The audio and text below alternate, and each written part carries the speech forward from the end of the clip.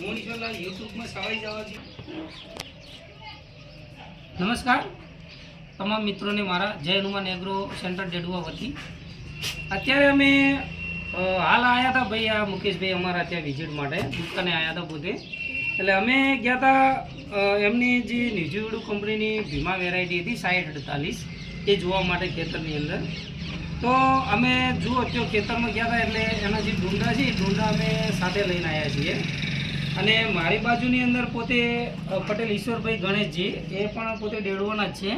અત્યારે પોતે ડેરી આવેલા હતા તો મારી દુકાને વચનથી એમને મુલાકાત કરી અને એમને પણ ભીમા બાજરી વાવેલી હતી ઈશ્વરભાઈએ પણ